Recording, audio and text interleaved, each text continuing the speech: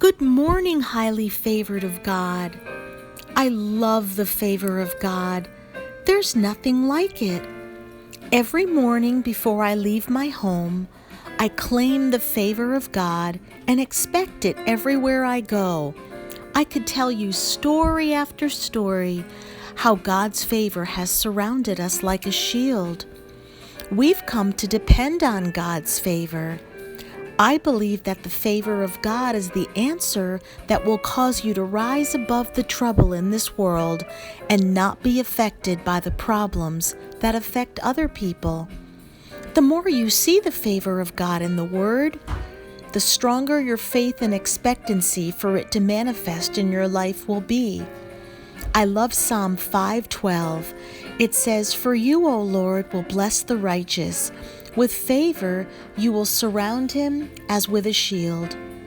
The shield David is referring to is an important part of the armor that he and his men depended on. In David's day, a shield was not just a small piece of armor that you held up in front of you.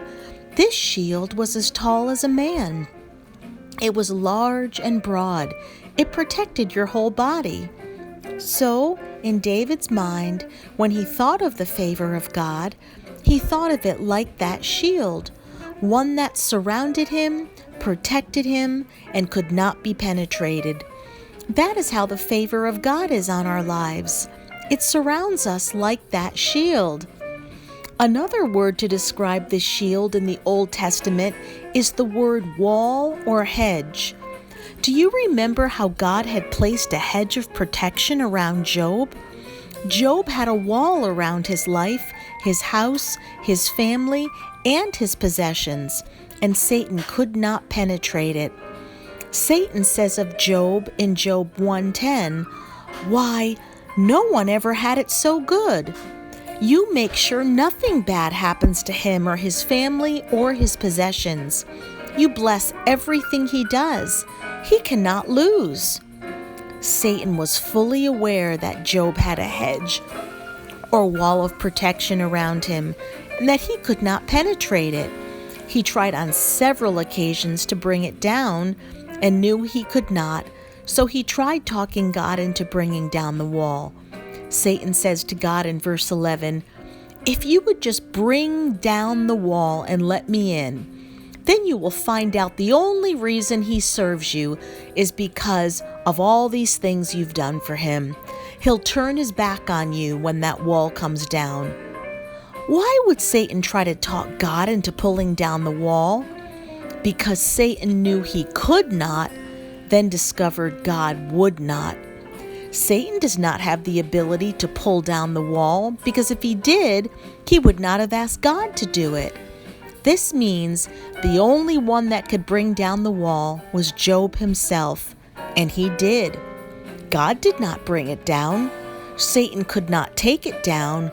Job brought it down by opening the door to fear, and then that hedge came down. And when it did, he became like the rest of the world. Job said in chapter 3, verse 25, "For the thing I greatly feared has come upon me, and what I dreaded has happened to me." Fear is not the result of just one negative thought. It comes just the same way faith comes, by hearing and hearing.